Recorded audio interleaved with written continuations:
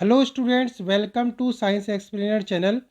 और मैं आपको दे रहा हूँ क्लास 12th के लिए इम्पॉर्टेंट फिजिक्स के MCQ question, multiple choice question और जो शॉर्ट आंसर टाइप के जो क्वेश्चन होते हैं वो। और इससे पहले मैंने आपको chapter number 1, chapter number 2, chapter number 3 इन तीनों के इम्पॉर्टेंट क्वेश्चन दे दिए हैं। और हमारा चैप्टर नंबर चल रहा है चैप्टर नंबर 4। चैप्टर नंबर 4 का हमारा जो एक पार्ट है जिसमें मैंने आपको एमसीक्यू और शॉर्ट आंसर टाइप के एक एक नंबर वाले क्वेश्चन दिए हैं, ये हमारा हो चुका है। ये जो क्वेश्चन है इन्हें आप डिस्क्रिप्शन में दिए गए लिंक से जाकर देख सकते हैं। तो चलिए मैं आज के क्वेश्चन स्टार्ट करता हूँ। तो देखिए हमारा फर्स्ट क्वेश्चन ये है, 1 मीटर दूरी पर स्थित दो समांतर तारों में क्रमशः 2 एम्पियर तथा 3 एम्पियर की धाराएं एक दूसरे के विपरीत दिशाओं में प्रवाहित हो रही हैं। दोनों तारों के प्रति मीटर लंबाई पर आरोपित बल कितना होगा, ये आपसे पूछा है। तो देखो क्वेश्चन क्या है, ये है हमारा कि दो तार हैं, एक दूसरे के पैरेलल हैं। एक में धारा जा रही है, एक में धारा का मान है 2 एम्पियर का, 2 एम्पियर का, और दूसरे में जो करंट की वैल्यू है वो है हमारी 3 एम्पियर की। और इन दोनों के जो बीच की दूरी दे रखी है वो दे रखी है 1 मीटर। तो देखिए हमें ये पता होना चाहिए कि यदि दो तार जिनमें धाराएं विपरीत दिशा में प्रवाहित होती हैं, इनके बीच हमेशा आकर्षण का बल काम करता है। तो इसे शॉर्ट में याद रखो कि अगर करंट हमारा अपोजिट साइड में चल रहा है तो हमेशा फोर्स जो होगा वो हमेशा आकर्षण का होगा, अट्रैक्शन का फोर्स काम करेगा। और कितना काम करेगा, तो देखो इसके प्रति मीटर लंबाई पर जो बल काम करता है वो होता है F/L equal to mu naught upon 2 pi I1 I2 upon R। ये इसका फॉर्मूला होता है। चलो मैं नेक्स्ट पेज से इस पर करता हूँ।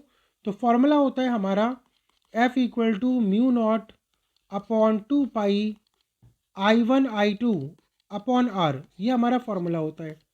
और यहाँ से अगर मैं म्यू नॉट अपॉन 2 पाई का मान लगाऊँ तो ये होता है 2 इंटू 10⁻⁻⁷। I1 I2 का मान है हमारा, I1 का मान है यहाँ पर हमारा 2 एम्पियर और I2 का मान है 3 एम्पियर। दोनों के बीच की जो दूरी है वो है हमारी 1 मीटर। तो यहाँ पे 1 मीटर लगाओ। इसको जब सॉल्व करेंगे तो ये हमारा हो जाएगा 3 2 जा 6 2 जा 12, 12 इंटू 10⁻⁻⁷। पॉइंट को अगर यहाँ से अगर मैं एक नंबर यहाँ शिफ्ट करूँ तो ये हो जाएगा 1.2 10⁻⁻⁶ न्यूटन। इतना बल हमारा काम करेगा। नेक्स्ट आते हैं अपने नेक्स्ट क्वेश्चन पर। क्वेश्चन नंबर हमारा 2। क्वेश्चन नंबर 2 हमारा ये कहता है, ये है हमारा क्वेश्चन 2, एक समान चुंबकीय क्षेत्र से आप क्या समझते हैं। तो देखो एक समान चुंबकीय क्षेत्र क्या होता है, यूनिफॉर्म मैग्नेटिक फील्ड का क्या मतलब होता है। तो देखिए वह क्षेत्र जिसमें चुंबकीय बल रेखाएं समांतर तथा समान दूरी पर हों, एक समान चुंबकीय क्षेत्र कहलाता है। जैसे अगर हमारा दो ये जो चुंबकीय बल रेखाएं हैं, ये है चुंबकीय बल रेखाएं, एक दूसरे के समांतर हों और एक दूसरे से समान दूरी पर हों, तो ऐसे चुंबकीय क्षेत्र को हम लोग कहते हैं एक समान चुंबकीय क्षेत्र। जैसे ये कहाँ पे उत्पन्न होता है, एग्जाम्पल जैसे लंबी धारावाही प्रणालिका के केंद्र पर चुंबकीय क्षेत्र। अगर कोई सॉलिनॉइड होगा, धारावाही प्रणालिका होगी, तो देखो ये धारावाही प्रणालिका है हमारी, सॉलिनॉइड है, और इस पर यहाँ पर कॉपर के वायर लपेटे हुए हैं, इस तरीके से एक दूसरे से पृथक पृथक इस तरीके से वायर लपेटे हुए हैं। और अगर इसमें हम करंट फ्लो कराते हैं तो करंट फ्लो कराने पर यहाँ पर मैग्नेटिक फील्ड लाइन से जनरेट होती हैं, चुंबकीय बल रेखाएं निकलती हैं। और ये चुंबकीय बल रेखाएं अंदर की तरफ जो होती हैं यहाँ पर एक समान चुंबकीय क्षेत्र प्रोड्यूस करती हैं, उत्पन्न करती हैं। क्योंकि यहाँ पर ये दोनों क्या होती हैं, ये आपस में एक दूसरे से एक समान दूरी पर होती हैं, एक दूसरे के समांतर होती हैं। नेक्स्ट देखिए क्वेश्चन नंबर 3 पे आते हैं। चुंबकीय बल क्षेत्र का मात्रक क्या है, चुंबकीय बल क्षेत्र का मात्रक क्या होता है। तो देखिए इसका मात्रक होता है newton upon ampere into metre, newton बटे एम्पियर गुणा मीटर। तो ये कैसे आया, तो फॉर्मूला होता है हमारा F इक्वल टू होता है BIL, ये होता है फॉर्मूला। अगर कोई चालक तार एक समान चुंबकीय क्षेत्र में स्थित है और उसमें करंट फ्लो कराया जाए, तो ये हमारा बल हमारा बनता है। तो यहाँ से अगर मैं बी निकालूं तो बी इक्वल टू हो गया F upon I into L. F का जो मान होगा वो होता है newton upon ampere into metre. तो इसका ये मात्रक है, एफ का हो गया न्यूटन, आई का एम्पियर और लंबाई का मीटर। तो इस तरीके से ये पहला मात्रक हुआ। और ये जो आपका है newton upon ampere into metre, इसी को हम लोग टेस्ला कहते हैं। ये किसके बराबर है? टेस्ला के बराबर, साइंटिस्ट के नेम पर है। और तीसरा हमारा जो इसी का मात्रक बी का है, वेबर पर मीटर स्क्वायर। तो ये कैसे होता है? फाई इक्वल टू होता है बी ए, और यहाँ से मैं बी निकालूं फाई अपॉन ए। फाई होता है चुंबकीय फ्लक्स, वेबर जिसका मात्रक है, और एरिया का है मीटर स्क्वायर। तो ये हमारा वेबर अपॉन मीटर स्क्वायर। तो इस तरीके से चुंबकीय क्षेत्र की तीव्रता के तीन मात्रक होते हैं, newton upon ampere into metre, tesla और वेबर अपॉन मीटर स्क्वायर। ये इसके मात्रक है। नेक्स्ट पे आइए क्वेश्चन नंबर 4। चुंबकीय क्षेत्र के मात्रक गॉस और टेस्ला में क्या संबंध होता है? तो देखिए, एक जो टेस्ला होता है, 1 टेस्ला 10⁴ गॉस के बराबर होता है। एक टेस्ला 10⁴ गॉस के बराबर होता है। ये इसके अंदर रिलेशन है। नेक्स्ट पे आइए क्वेश्चन नंबर 5। क्वेश्चन नंबर 5 हमारा कहता है, एक समान चुंबकीय क्षेत्र में आवेशित कण के वृत्तीय पथ की त्रिज्या उसके रेखीय संवेग एवं आवेश पर किस प्रकार निर्भर करती है?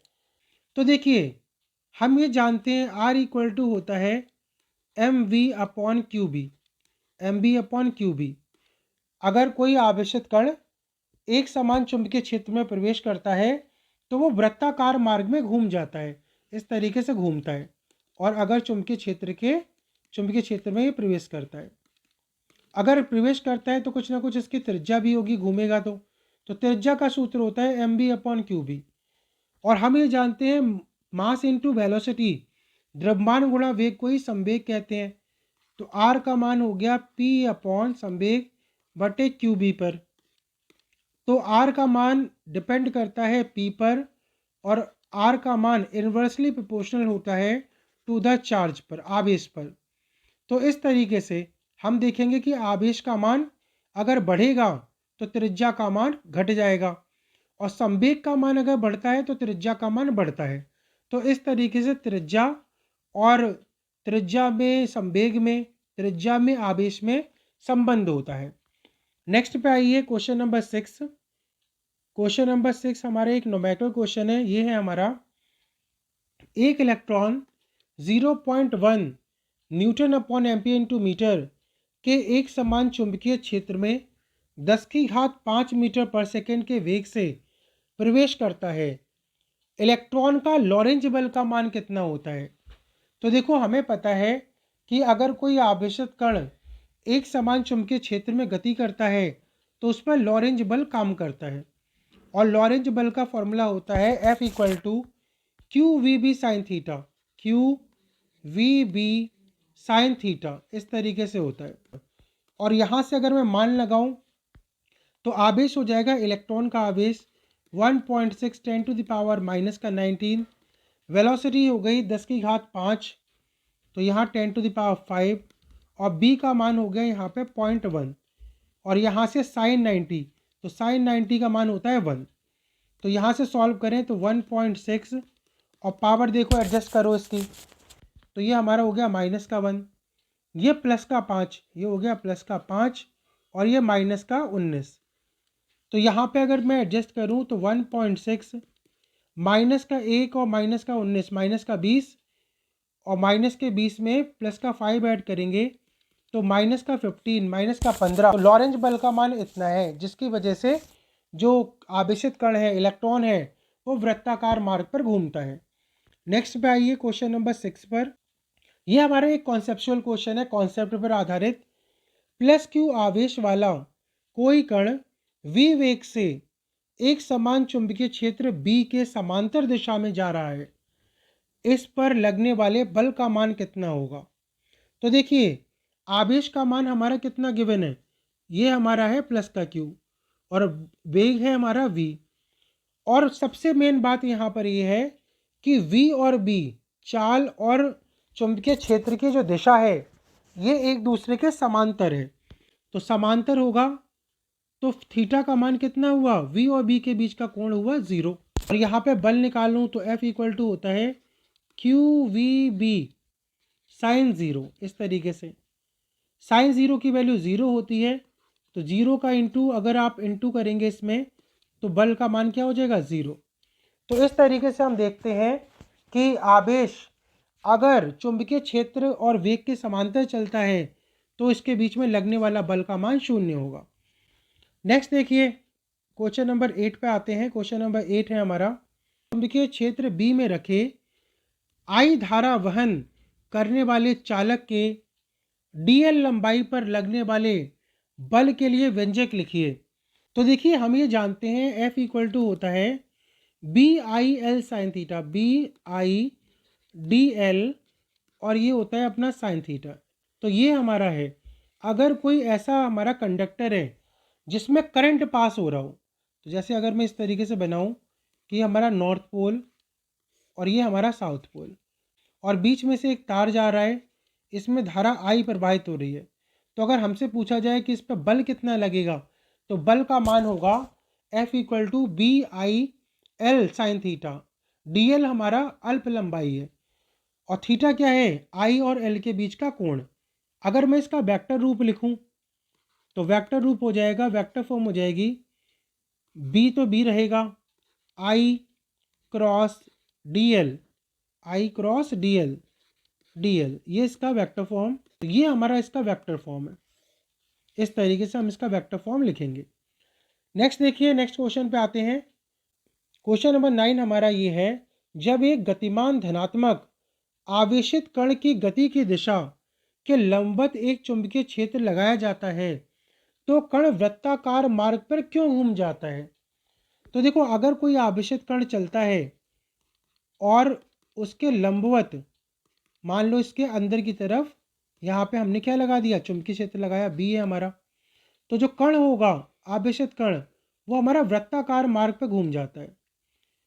क्योंकि हम ये जानते हैं दाएं हाथ के नियम से ये वेलोसिटी है और यहाँ पे जो बल लगेगा वो बल लगेगा सेंटर की तरफ, तो यहाँ पे इधर की तरफ बल दाएं हाथ की हथेली के नियम से, तो V और B, ठीक है, V और B, देखो B अंदर की तरफ है, B क्रॉस की वजह से अंदर की तरफ है और B ऊपर की तरफ है, तो इसके बीच में कितने डिग्री का एंगल है, 90।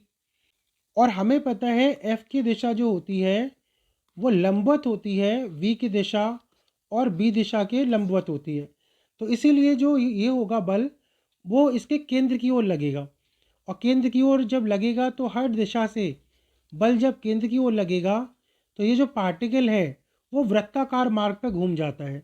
तो इसका आंसर यही है, क्योंकि इस कण पर एक चुंबकीय बल आवेशित कण की गति की दिशा के लंबवत कार्य करता है, इसीलिए ये जो कण है वो वृत्ताकार मार्ग में घूम जाता है। नेक्स्ट पे आइए क्वेश्चन नंबर 10। क्वेश्चन नंबर 10 हमारा ये है, एक प्रोटॉन एक अल्फा कण समान चाल से किसी एक समान चुंबकीय क्षेत्र में क्षेत्र के लंबवत प्रवेश करते हैं। प्रोटॉन के वृत्ताकार मार्ग की त्रिज्या तथा अल्फा कण के वृत्ताकार मार्ग की त्रिज्या की निष्पत्ति कितनी होगी। प्रोटॉन की त्रिज्या और अल्फा की त्रिज्या, इसकी निष्पत्ति क्या होगी, रेशियो क्या होगा। R इक्वल टू होता है mb अपॉन क्यूबी होता है, इस तरीके से। तो हम ये जानते हैं कि भाई हमारा जो वेग है वो तो समान है और ये दोनों एक समान चुंबकीय क्षेत्र में चल रहे हैं, तो R का मान बेसिकली किस पर डिपेंड करता है, R का मान डिपेंड करेगा द्रव्यमान पर और आवेश पर निर्भर करता है। और यहाँ से मैं दो कंडीशन बनाऊँ, प्रोटॉन के लिए एक अल्फा कण के लिए, तो R प्रोटॉन बटे R अल्फा कण m proton q proton multiplied by m alpha upon q alpha, इस तरीके से। और देखिए अल्फा कण का जो द्रव्यमान होता है वो प्रोटॉन के द्रव्यमान का 4 गुना होता है, तो mp को तो एम्पीयर ही रखो, आवेश प्रोटॉन पर तो E के बराबर रखो, और जो अल्फा कण पे आवेश होता है वो 2 इलेक्ट्रॉन के बराबर होता है। ये हीलियम का एटम होता है, ये होता है 2He4, तो 2 इलेक्ट्रॉन के बराबर यहाँ आवेश होता है। तो क्यू अल्फा की जगह पे मैंने 2 इलेक्ट्रॉन रखा और एम अल्फा की जगह पे मैंने रख दिया 4mp, प्रोटॉन का 4 गुना यहाँ पे मान रखा। तो अगर मैं इसको कैंसिल करूँ, ई से ई कैंसिल, mp से mp कैंसिल और 2 से ये 4 2 टाइम्स कैंसिल, तो हमारा जो आंसर आया ये हो गया हमारा 1/2, इसका रेशो हो गया। तो आरपी प्रोटॉन की त्रिज्या और आर अल्फा की त्रिज्या का जो रेशो होगा वो 1/2 के रेशो के इक्वल टू होगा। तो ये है हमारा आंसर। तो स्टूडेंट्स, ये थे कुछ क्लास 12th के लिए आपके इम्पोर्टेंट क्वेश्चन। ये जो चैप्टर है, चैप्टर नंबर 4 से मैंने आपके इम्पोर्टेंट क्वेश्चन दिए हैं। जो स्टूडेंट नए हैं चैनल को सब्सक्राइब कर लीजिए, बेल आइकन को प्रेस कर दीजिए जिससे आपको इम्पोर्टेंट क्वेश्चन मिल सकें। Thank you.